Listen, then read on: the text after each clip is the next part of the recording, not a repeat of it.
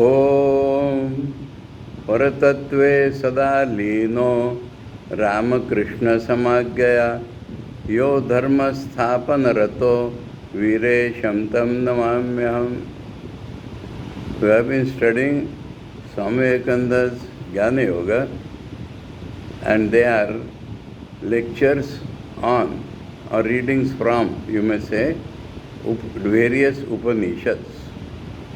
We have seen from the beginning that the necessity of religion was an introduction, and then we saw the real nature of man was based upon Kathopanishad, and then 3 lectures on Maya based upon Shvetasvatar Upanishad, and after that we had the lecture Absolute and Manifestation.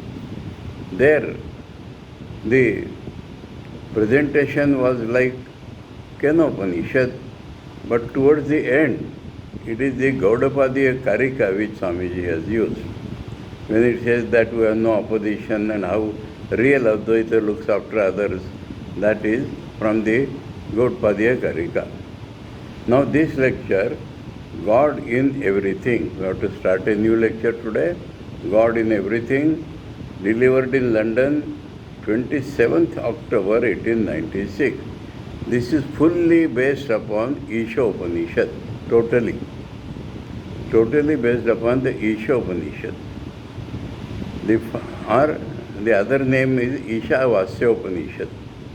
The first verse of the Upanishad, Swamiji will refer to specifically, and he will read the other verses also. And the first verse is Ishavasyam Idam Sarvam. And that Swamiji has taken as his theme. And God in everything. Later on, though the beginning is God in everything, later on it will become God as everything. In everything has our notion from that, our concept from that is that there is the world and inside God is there. But the world is a form in which God is appearing. That will be the real tone. And let me tell you, the theme is immanence of God. Brahman can be described best as transcendent immanent reality, one without a second, existence, consciousness, bliss, absolute. The reality can never be described, but the approximate or best description would be this: transcendent immanent reality, sarvatita sarvavapi or sarvatita sarvagata, ekameva dvitiya, satchit ananda, and you may add ananta or absolute, that means nirapeksha. This may be the best description of the reality, indication at least of the reality. Now what happens? I referred to it last time. What happens? That this transcendence and immanence of the reality, some people lay emphasis on the transcendental aspect, like Shankaracharya.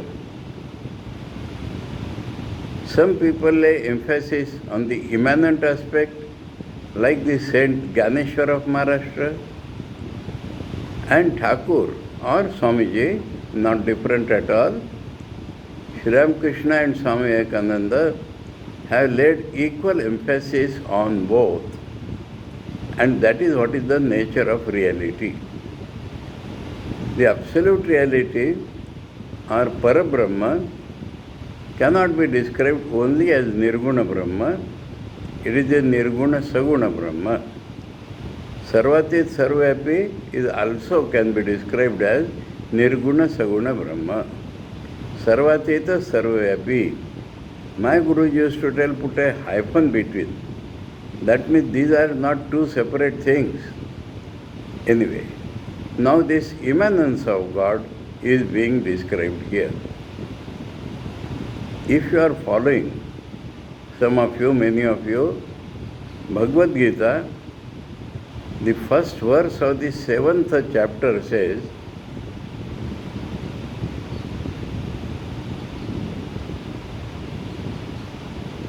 मय्याश्रित मनोबुद्धि योगम युंजन मदाश्रया असंशयम समग्रम माम यथा ज्ञास्यसि तच्छृणु. In the first 6 chapters, the transcendence of God is emphasized, but nowhere virapta saguna, but emphasis is on transcendent aspect. And then he says that, having me as the center, if you are meditating upon the transcendent, you may attain Nirvikalpa Samadhi, provided you have taken me as the center point. Then the transcendence will take you through Neti Neti to the Nirguna Brahma through Nirvikalpa Samadhi. But that is the half truth. When you open your eyes and see the world again, you will not see the world as you are seeing now. You will see God in everything. Some people make a big noise on Swami Turiyanandaji's last sentence. Brahma Satyam Jagat Satyam Satya Satya Pratishtitam Prana Satyam Satya Se Satyam Brahma. There is nothing new in that. There is nothing new in Sri Ramakrishna's so-called Vijnanavad. Sri Ramakrishna did not come to establish any Vada.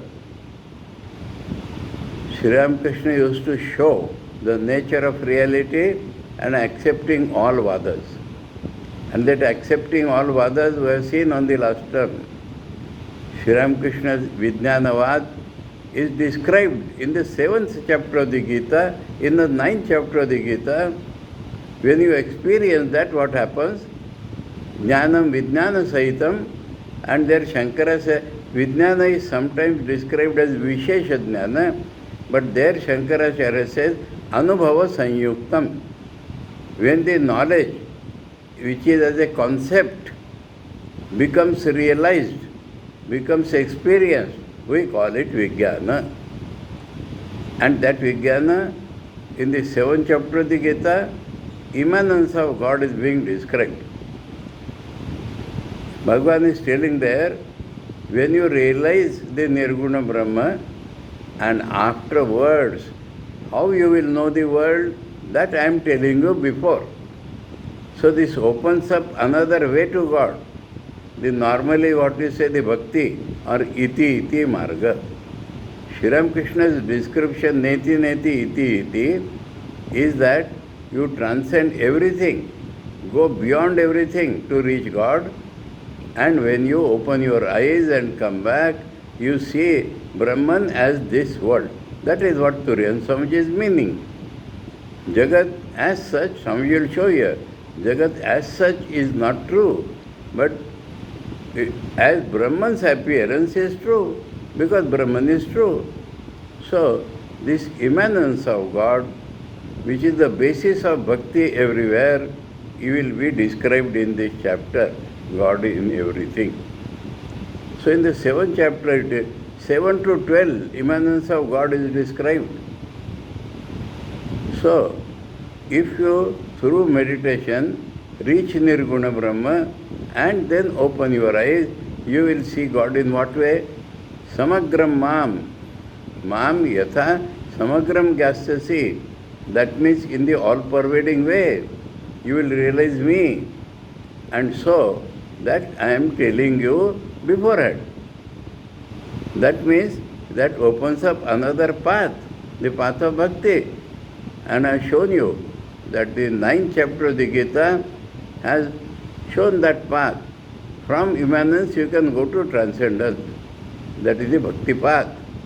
So, this is what is being described in this chapter, God in everything, based upon Ishopanishad, and especially when they have described in the 8th mantra of the Ishopanishad, where Shankar says it is Sarupa Lakshana, there those two words, Paribhu and Swayambhu, he has described as Pari means Upari Vartate and Swayambhu means that which is beyond, and from that which is beyond, both he himself is. That is what is God in everything. So, in English there is no better word than God. In Sanskrit the word is Brahman. And the word Brahman represents both Sagun Nirguna Brahma. Our Brahma means Sagun Brahma. Parabrahma is not Nirguna Brahma. Parabrahma is Nirguna Saguna Brahma. So that is being described now. So let us proceed. And Swamiji's lectures we have seen are not only profound but highly elevating. Swamiji is using the force of his own personality to raise our minds. And so, while following Swamiji's lectures, we should be ready to let our mind rise. Let our mind be dragged up by Swamiji's force. And that is what is the function of the poor lecturer. That will flow according to how Swamiji deals with it. We have seen how the greater portion of our life must of necessity be filled with evils. However, we may resist, and that this mass of evil is practically almost infinite for us. We have seen.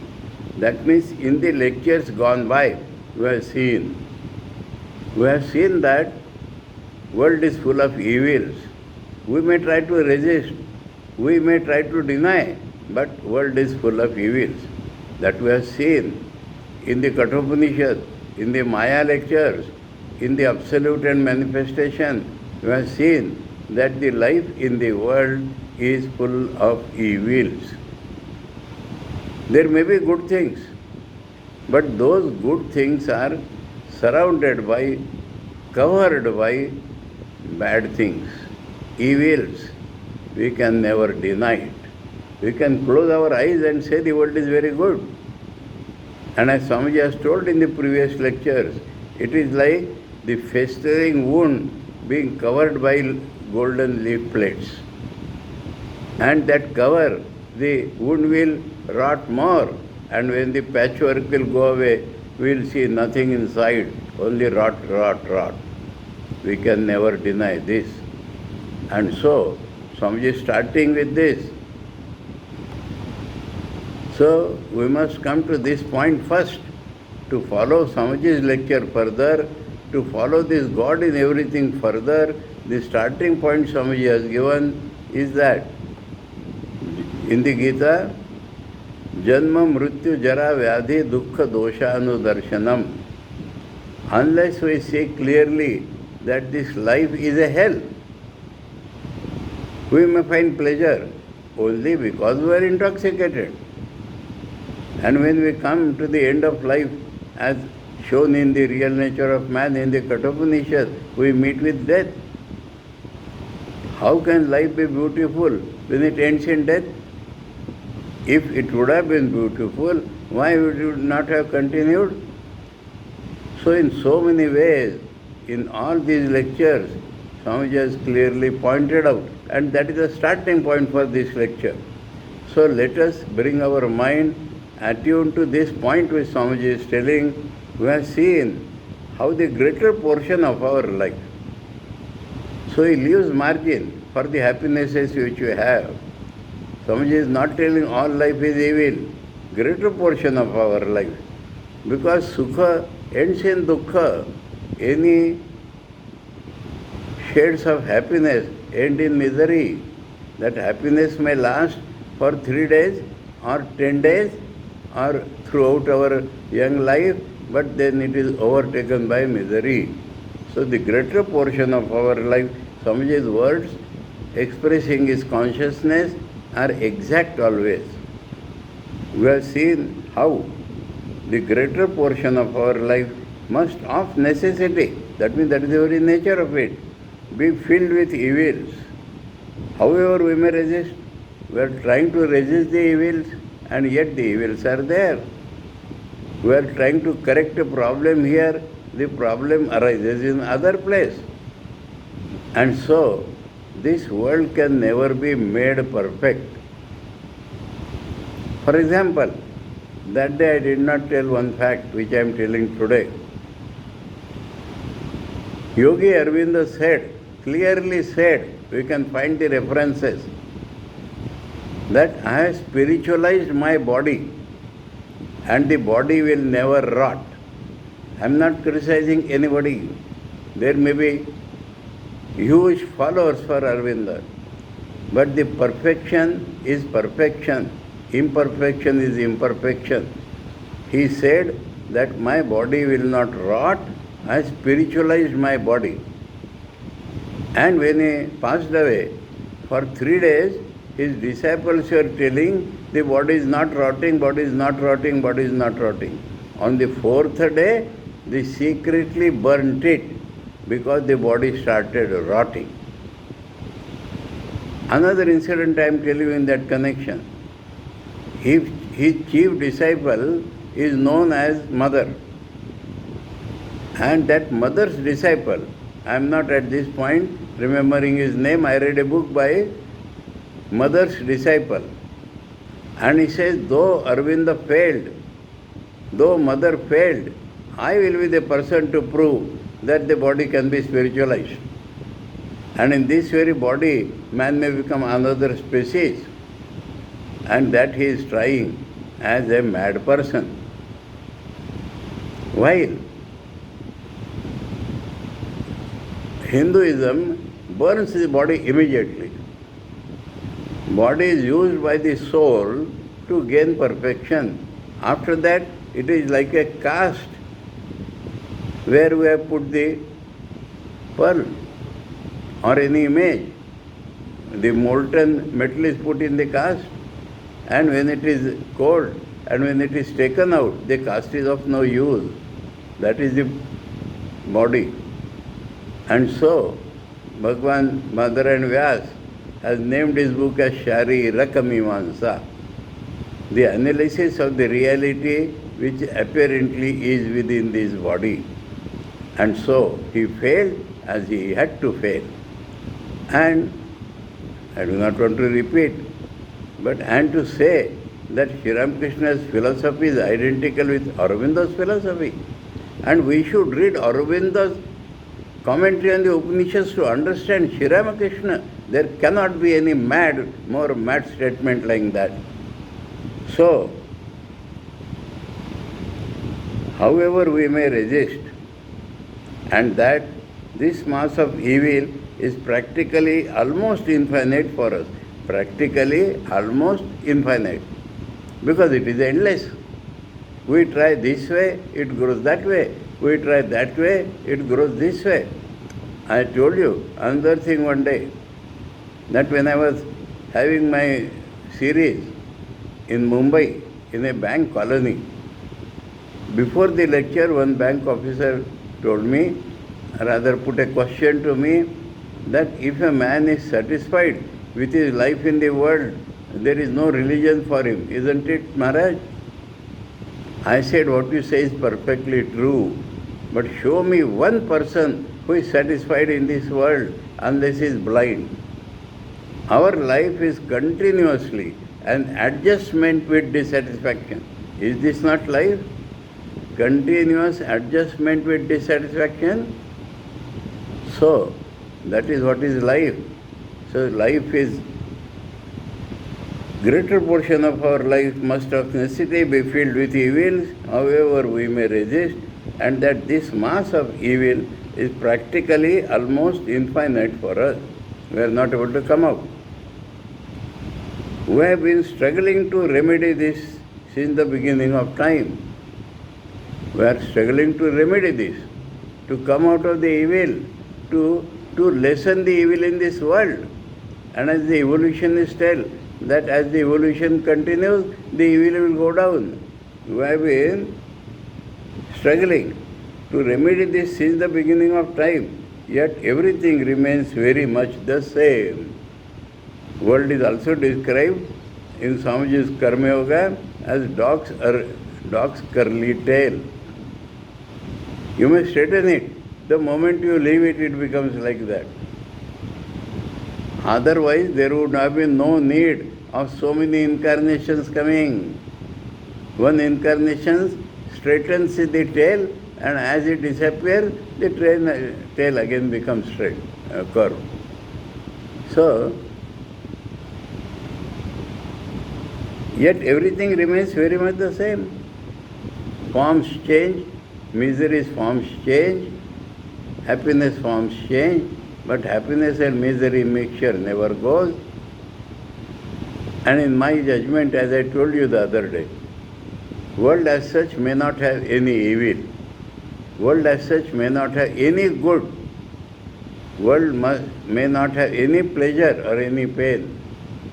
The bliss is inside. Bliss is our own real nature. And the shadow of this bliss is the world.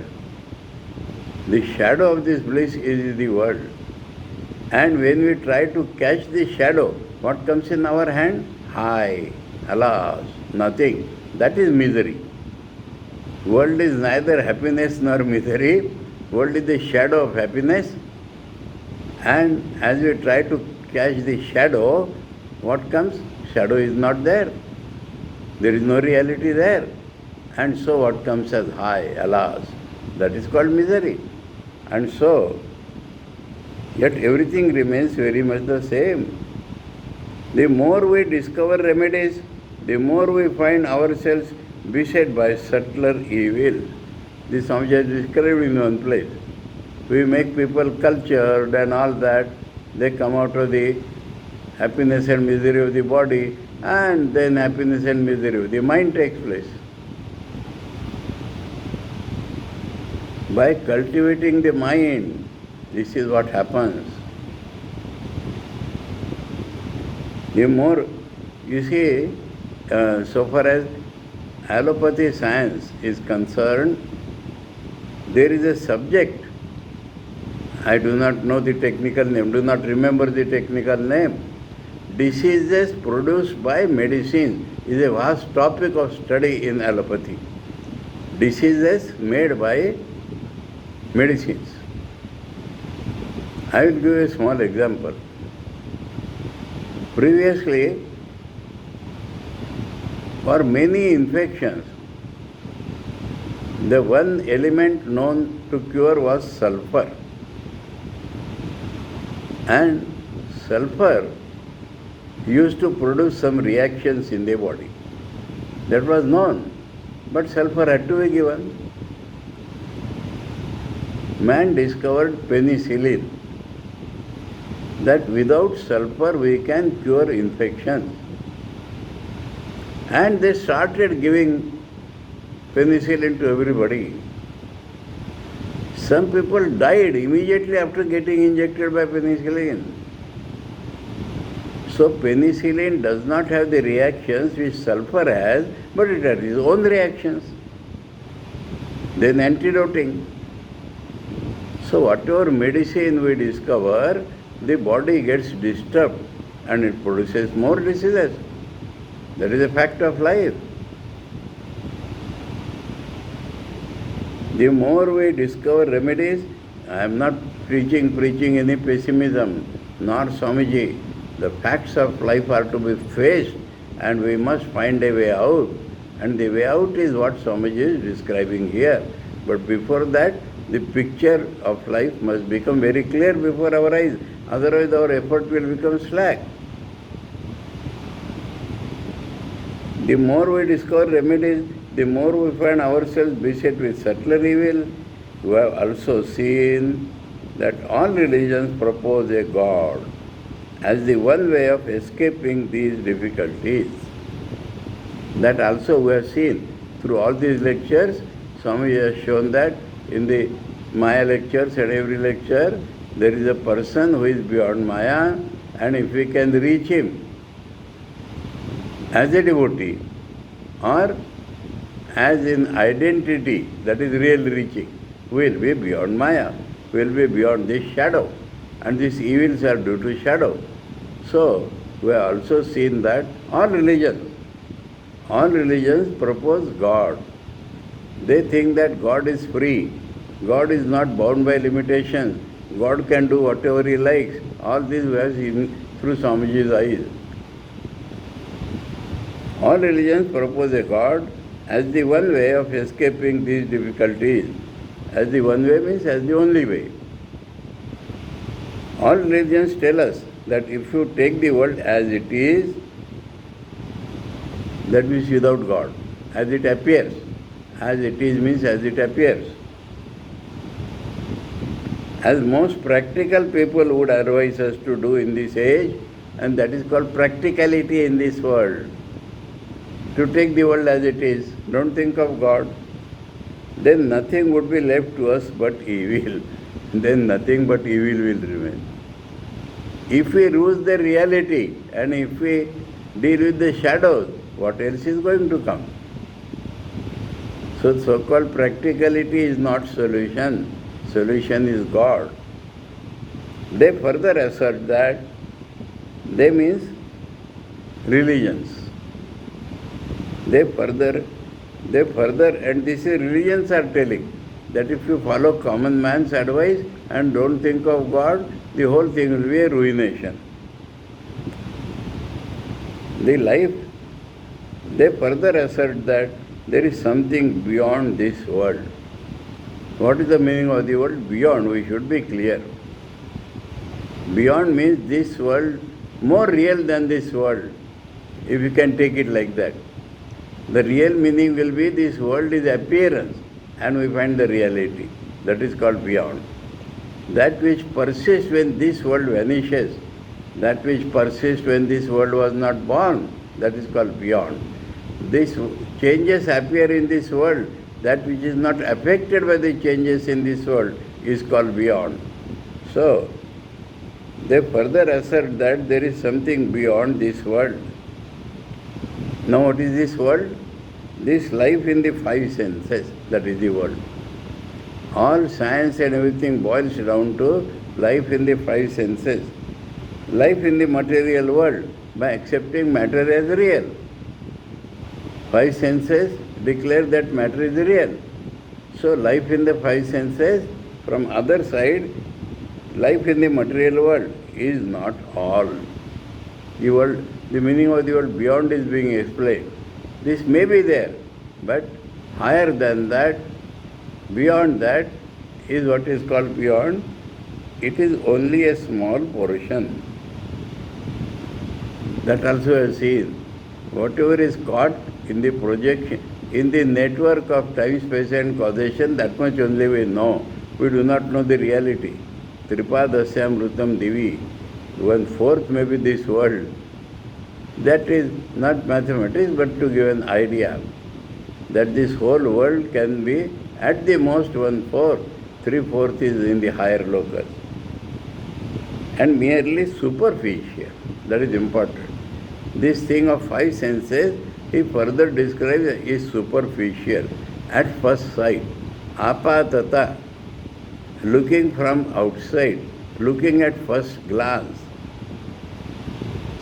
Swamiji has used this word superficial. I told you the other day. In the first visit to America, even a man like Swamiji was impressed by the happiness which he saw. And by the second time when he went, he said, now I see happiness on the surface, misery inside.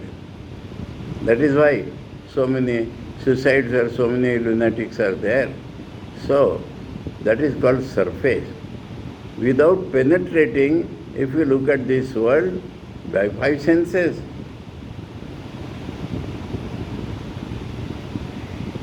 this life in the five senses, life in the material world is not all, it is only a small portion and merely superficial. Behind and beyond is the infinite, in which there is no more evil. Infinite does not have parts. Infinite always means without the other, one without a second. In that there is no chance of evil. It is also described as Shivam. Shivam does not mean any person. Huh? The real meaning of Shivam is absolutely good. The world can be described as relative good and relative bad. But if we can conceive of some absolute good, then they say, why you are calling it good? Call it absolute. That is Shiva. So, in infinity is the no more evil. Because evil is in the shadow. Evil is in the world of five senses. But if we can transcend them, we can transcend our mind and come face to face with reality. There will be no evil.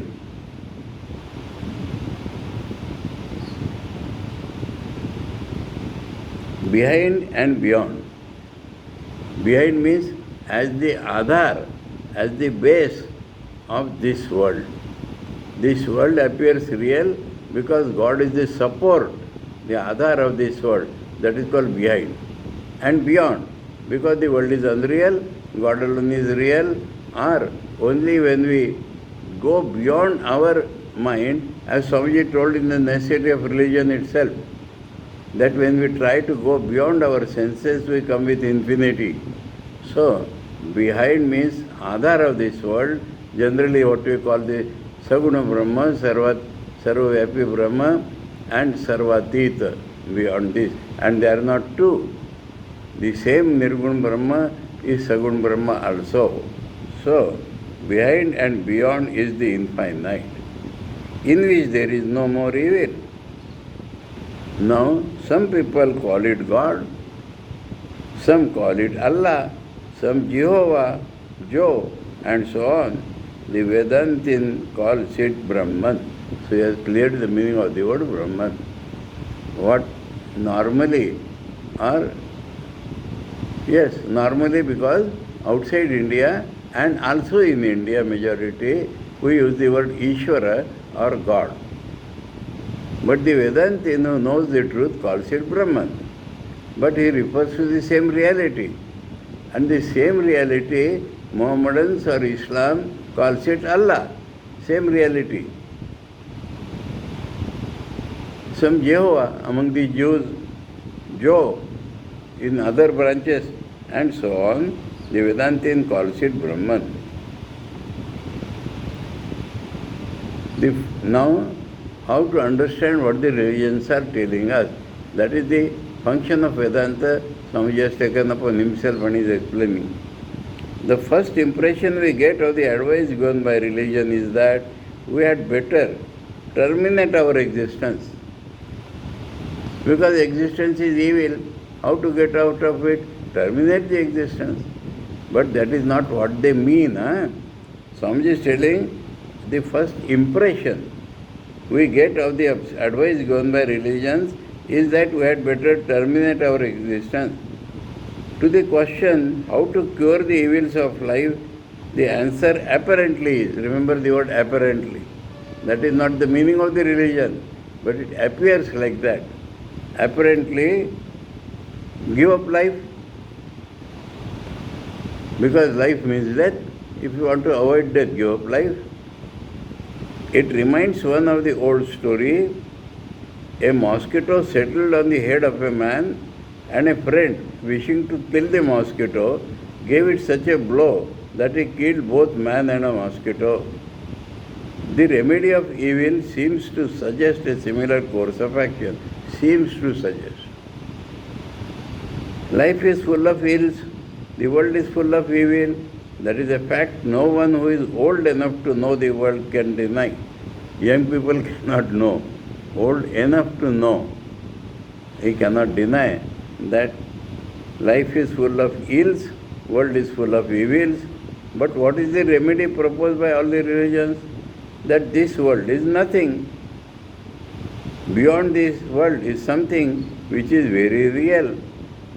So this world is nothing means unreal. Beyond that is the real. That real appears as this world. Here comes the difficulty. The remedy seems to destroy everything. Every time Swamiji is using the word seems to, because that is not the actual remedy the religions are supposing, but we take it like that. The remedy seems to destroy everything. How can that be a remedy? Is there no way out there? Then the Vedanta says that what all the religions advance is perfectly true, but it should be properly understood. So transcendence is perfectly true, but it becomes real only by immanence. Only when we see that in the world there is nothing but God, we understand that God is the only reality. Often it is misunderstood, often, because the religions are not very clear in their meaning. Clearly Swamiji describes the language used by the religions is not very clear, and it seems that they are asking us to kill everything. What we really want is head and heart combined. Critically and devotionally, we should read the scriptures. That means we should find out what that actually means, and we should try to experience that through our feeling faculty. Important thing Swamiji is telling here.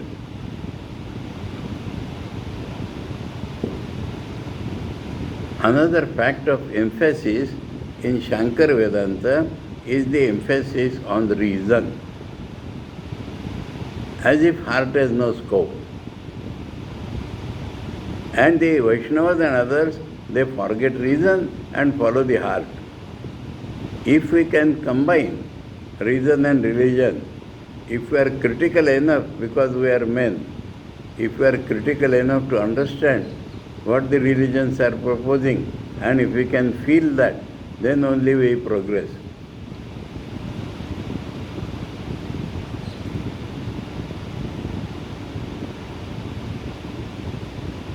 What we really want is head and heart combined.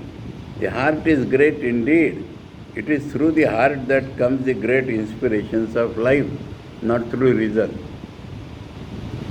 I would 100 times rather have a little heart and no brain than be all brains and no heart. Rather. That means among the two, the importance is being given to the heart. But he says that we want both. Swamiji told in America, your education system, which you are blindly following in India also, is the cultivation culture of brain without reference to the heart.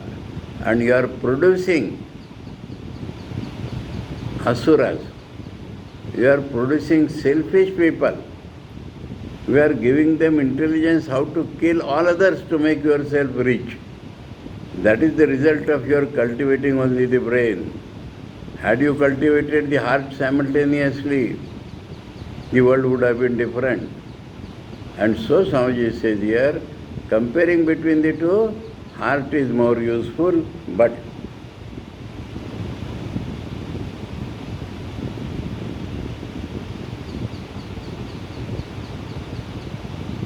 life is possible, progress is possible for him who has heart. But he who has no heart and only brains dies of dryness.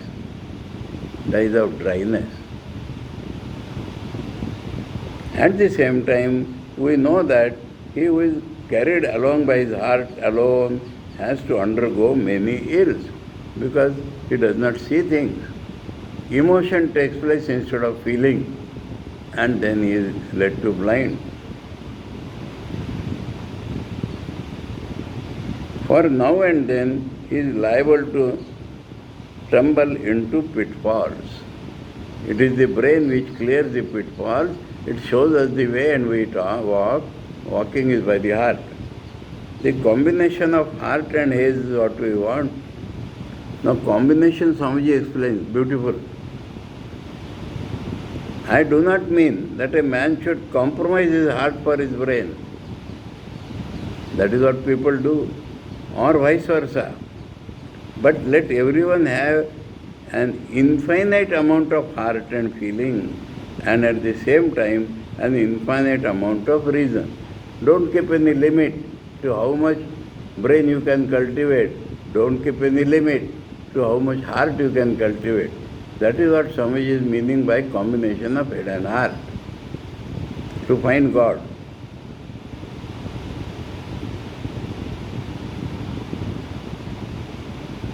Is there any limit to what we want in this world? Is not the world infinite? There is room for an infinite amount of feeling, and so also for an infinite amount of culture and reason. Let them come together without limit. Let them be running together, as it were, in parallel lines, each with the other. So, let us cultivate both without being affected by this and that. Most of the religions understand the fact, but the error into which they seem to fall is the same. They are carried away by the heart. They are not rational. They do not present themselves rationally, and so they fall in pitfalls. They are carried away by the heart, the feelings. There is evil in the world, give up the world. That is the great teachings, and the only teaching, no doubt. Swamiji said that is the only teaching, no doubt. But what is the meaning of that giving up? That should be understood through the brain. There is evil in the world, give up the world, that is the great teaching and the only teaching, no doubt. Give up the world. There cannot be two opinions that to understand the truth, every one of us has to give up error. So call it unreal or real, it is our error that we are seeing this world as real. And unless we give up that error, how can we see the real? That is true. But what is the meaning of giving up? That we have to understand. That is the whole theme.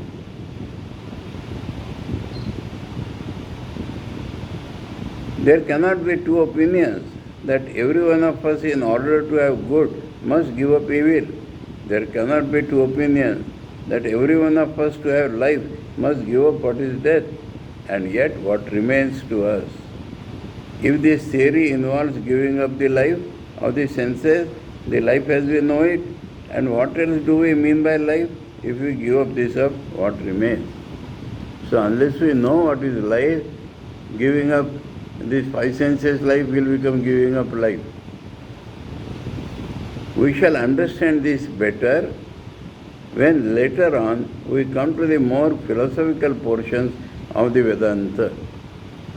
So in Brihadaranyaka and other places, more rationality will be applied. In Ishopanishad, it is not so exclusive. But for the present, I beg to state that in Vedanta alone, we find a rational solution of the problem. Here I can only lay before you what the Vedanta seeks to teach, and that is the deification of the world. Deification, filling it with God. That is the meaning of deification. Deification of the world. The Vedanta does not in reality denounce the world. The ideal of renunciation nowhere attains such a height as in the teachings of the Vedanta. But at the same time, dry suicidal advice is not intended.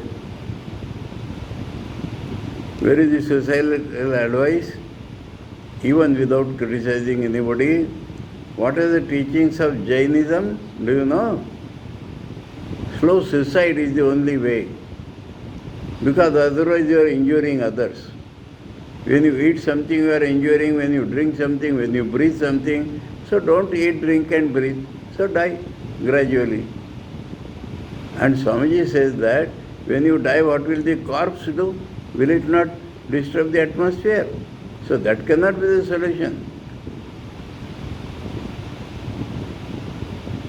The ideal of renunciation nowhere attains such a height as in the teachings of the Vedanta, but at the same time, dry suicidal advice is not intended. It really means deification of the world. giving up the world as we think of it, as we know it, as it appears to us. Clearly, Swamiji is showing the apparent world.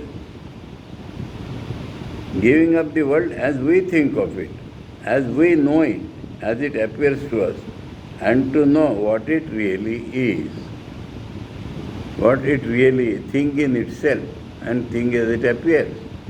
So this thing as it appears has to be given up. Deify it. It is God alone. So this Swamiji shows how Vedanta shows that the world is an appearance of God. This is adhyasa, superimposition on God. So the reality is God. And when we see the reality in the world, present in the world, then it is called deification. 9th chapter, Maya tatam idam sarvam jagad avyakta murtina. In a form which is not visible, I am all pervading in this world. We read in the commencement of the one of the oldest of the Upanishads, Ishopanishad. Whatever exists in the universe is to be covered with the Lord. Isha vasyam idam sarvam. Avasyam means to be covered. Now, something real cannot be covered by something else that we have seen. So what is the meaning of covering that Swamiji will explain now? We have to cover everything with the Lord Himself, not by a false sort of optimism. Oh, everywhere is God, everywhere is God, and we will come to grief then. So false sort of optimism is not the meaning of covering with God, but by really seeing God in everything. So instead of seeing a cow as a cow, we see cow as an appearance of God. Man has the appearance of God, woman has the appearance of God, child has the appearance of God, tree is the appearance of God, earth appearance of God. So, how to do that? Thus we have to give up the world, that means as it appears. And when the world is given up, what remains? God. So when the appearance is gone, the reality shines. I told you the other day, one sadhak approached Holy Mother recently, maybe 10 years back, in meditation. Mother, will you please explain to me what is superimposition? She said, the whole world, my child, is superimposition. Will you please explain superimposition little more? Mother said, one should not think of the superimposition. One should think only of the, in Vedantic terms, one should not think of the adhyasa. One should always see the adhishtan, the base. That is what Swamiji is proposing. This world is unreal. Think of Brahman, which is beyond.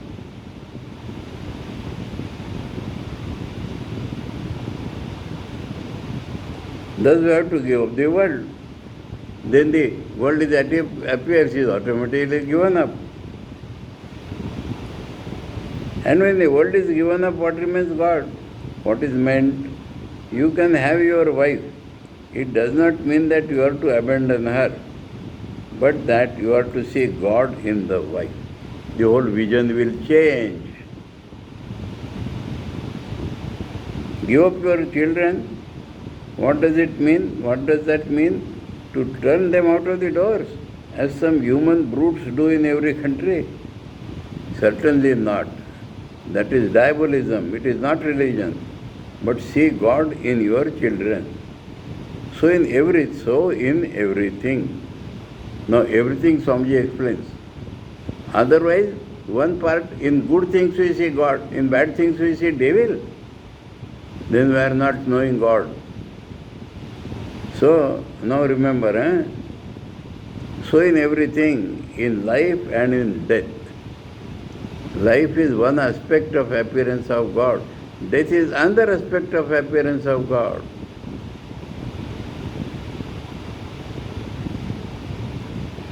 in happiness and in misery. How this is done in practical life. One of the disciples of Sri Ramakrishna named Ramakrishnananda, Shashi Maharaj, was sent by Swamiji to Chennai. And he was passing through such difficult days that sometimes there was no food at all. So one of his admirers said, Maharaj, these days God is not kind to us. Shashi Maharaj said, don't utter that word. God is kind by nature. God is kind by nature. But sometimes the kindness is pleasant kindness, sometimes it is unpleasant kindness.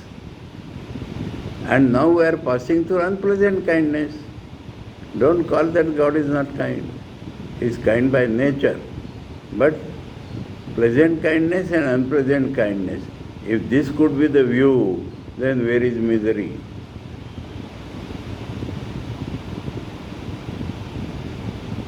So in everything, in life and in death, in happiness and in misery, the Lord is equally present.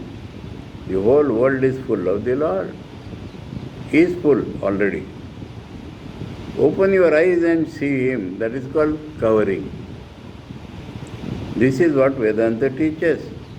Give up the world which you have conjectured, because your conjecture was based upon a very partial experience, upon very poor reasoning and upon your own weakness.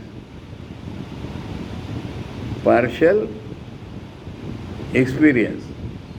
That means we are experiencing the world only through the five senses. This is called the partial experience. Only in waking state we see the world and we analyze. And partial data will give to partial truth. Only when we compare our dream, sleep, and we experience supersensuously, then only we can understand what the world is. So and our concepts and our knowledge is made by this partial experience upon very poor reasoning. Because we accept time, space and causation, we accept the world is real, and then we do all the reasoning. So-called rationalists, what they do?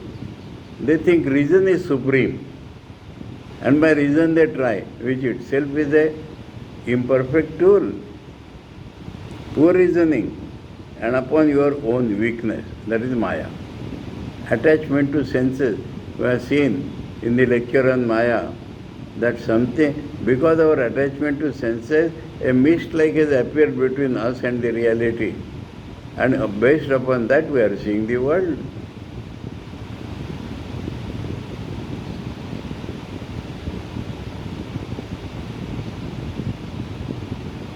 Give it up. The world we have been thinking of as so long, the world which we have been clinging to so long, is a false world of our own creation.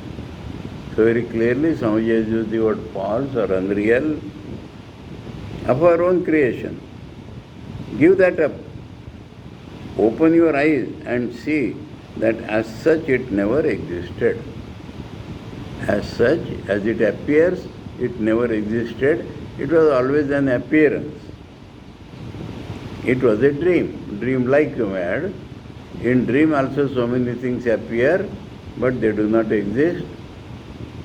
So that day I said, one of the Swami said, for the sake of logical congruency, Shankar denies this big world. In dream also this is a big world. So,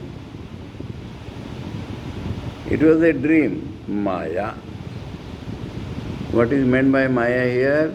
What is meant by dream? That it was real so long as it was dreaming. When you come out, it is no longer real. What is meant by Maya? It is a mixture of real and unreal. That is contradiction in terms. That Swamiji has explained in 3 lectures on Maya.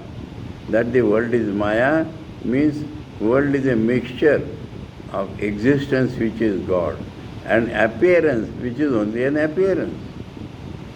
Consciousness can never be associated with matter, but the world is mixture of consciousness and matter. That is called Maya. What existence was the Lord Himself? Ekameva Dvitiyam. It is He who is in the child, in the wife, and in the husband. It is He who is in the good and in the bad. He is in the sin and in the sinner. He is in life and in death. A tremendous assertion indeed. Yet that is the theme upon which the Vedanta wants to demonstrate, to teach and to preach. Demonstrate in life, to teach others so that they can grow up, and preach to the masses in general. This is just the opening theme, only the first verse of Ishopanishad.